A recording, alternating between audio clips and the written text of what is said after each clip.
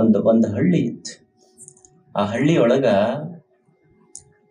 ಒಬ್ಬ ಬ್ಯಾಸಗಿ ದಿವ್ಸಕ್ಕೆ ಹಣ್ಣು ಮಾರಾಕ್ ಬಂದಿದ್ದ. ಹಣ್ಣು ಮಾರಾಕ್ ಬಂದಿದ್ದ. ಹಣ್ಣು ಮಾರಾಕ್ ಬಂದಾಗ ಒಂದು ಬಡ ಕುಟುಂಬ, ತಂದಿಲ್ಲ, ತಾಯಿ ಆಕಿ ಇನ್ನೊಬ್ಬರ ಮನ್ಯಾಗ ಮುಸುರಿ ತಿಕ್ಕಿ ಬದುಕುವ ಹೆಣ್ಮಗಳು, ಬಡತನ.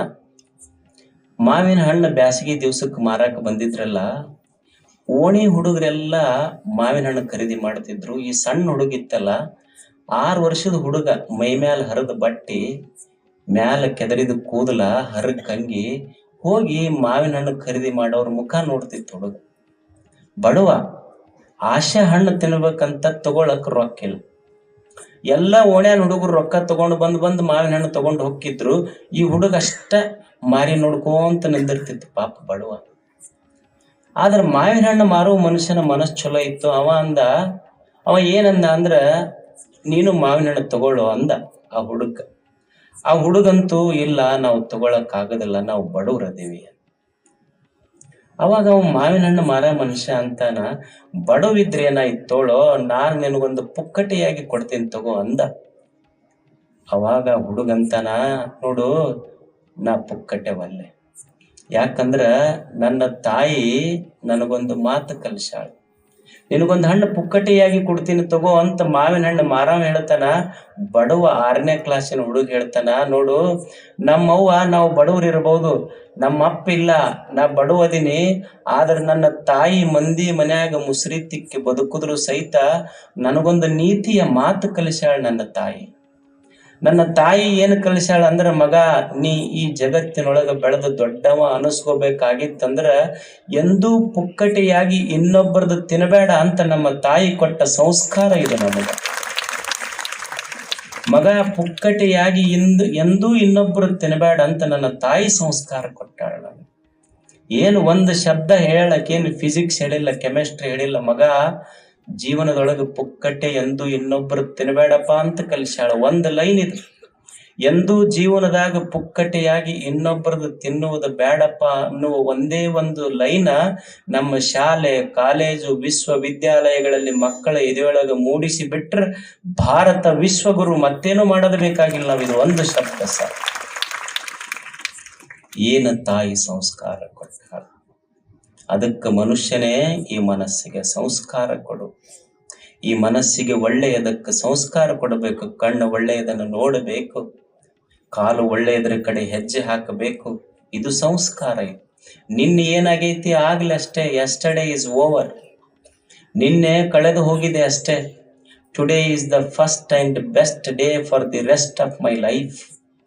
ಇವತ್ತು ಹೊಸ ದಿನ ಆಯ್ತು, ಹೊಸ ಕಣ್ಣೈತಿ. ಋಷಿಗಳು ಪ್ರಾರ್ಥನೆ ಮಾಡ್ತಿದ್ರು, ನನ್ನ ಕಣ್ಣ ಬೆಳಿಗ್ಗೆದ್ದಾಗ ಚಲೋದು ನೋಡ್ಲಿ, ಚಲೋದು ಕೇಳಿ, ಚಲೋದು ಮಾತಾಡ್ಲಿ, ನನ್ನ ಕಾಲ ಒಳ್ಳೆಯದರ ಕಡೆ ಹೆಜ್ಜೆ ಹಾಕಲಿ.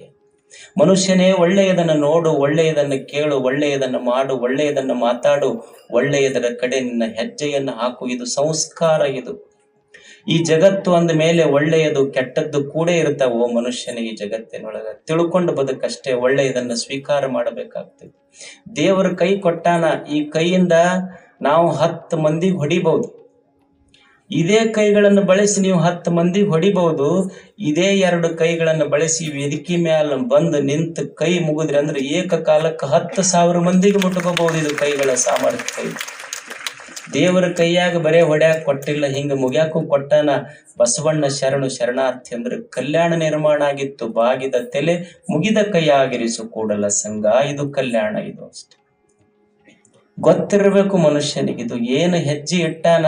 ಗಾಂಧಿ ಒಂದು ಹೆಜ್ಜೆ ಇಟ್ಟರೆ ಸ್ವಾತಂತ್ರ್ಯ ಸಿಕ್ಕಿತ್ತು. ಬಸವ ಒಂದು ಹೆಜ್ಜೆ ಇಟ್ಟರೆ ಕಲ್ಯಾಣ ನಿರ್ಮಾಣ ಆಗಿತ್ತು. ಅವನ ಹೆಜ್ಜೆಯ ಗುರುತು. ಒಳ್ಳೆಯದು ಕೆಟ್ಟದ್ದು ಇರ್ತೈತಿ. ಜಗತ್ತಂದ್ರೆ ಹೆಚ್ಚು ಕಡಿಮೆ ಇರುವುದಲ್ಲ. ಈಗ ನೀವು ಮೈಂದರಿ ಊರಿಗೆ ಬರ್ತೀರಿ.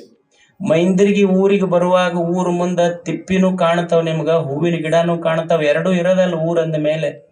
ಮೈಂದರಿಗೆ ಬಂದಾಗ ನೀವು ತಿಪ್ಪಿನೂ ಕಾಣ್ತಾವ, ಹೂವಿನ ಗಿಡನೂ ಕಾಣ್ತಾವ. ಮನುಷ್ಯನೇ, ಮುಂದಿನ ಊರಿಗೆ ಹೋಗಿ ಹೇಳುವಾಗ ಮೈಂದರಿಗೆ ಊರಿನ ತಿಪ್ಪಿ ಪ್ರಚಾರ ಮಾಡಬೇಡ, ಇಲ್ಲಿ ಹೂವ ಪ್ರಚಾರ ಮಾಡುವುದನ್ನ ಕಲಿ. ಇದು ಜೀವನ. ಇದು ಅಷ್ಟೇ.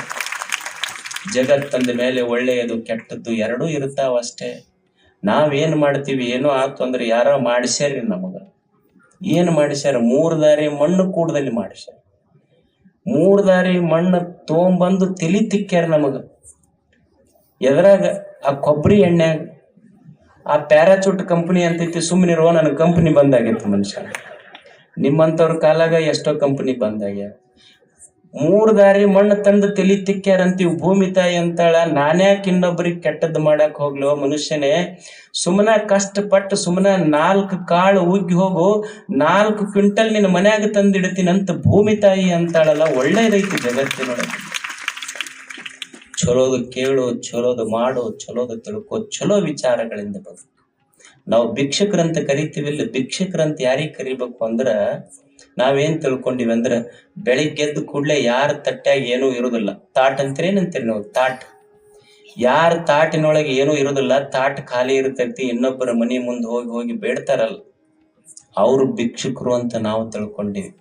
ನಿಜವಾದ ಭಿಕ್ಷುಕರು ಬೆಳಿಗ್ಗೆ ಎದ್ದಾಗ ಯಾರ ತಟ್ಟಿಯೊಳಗ ಅನ್ನಿಲ್ಲವೋ ಅವ್ರ ಭಿಕ್ಷುಕರಲ್ಲ. ಬೆಳಿಗ್ಗೆ ಎದ್ದಾಗ ಯಾರ ತಲೆಯಲ್ಲಿ ಒಳ್ಳೆಯ ವಿಚಾರಗಳಿಲ್ಲವೋ ಅವರು ಭಿಕ್ಷುಕರನ್ನುವ ಸತ್ಯ ನಾವು ತಿಳ್ಕೋಬೇಕಷ್ಟೆ. ಇದೂ ಸಂಯಮ, ಇದೂ ಸಂಸ್ಕಾರ. ಇದರ ಮೇಲ ಈ ಜೀವನದ ಬಂಡಿ ಕಟ್ಟುವುದು. ತಮಗೆಲ್ಲ ಶರಣು ಶರಣು.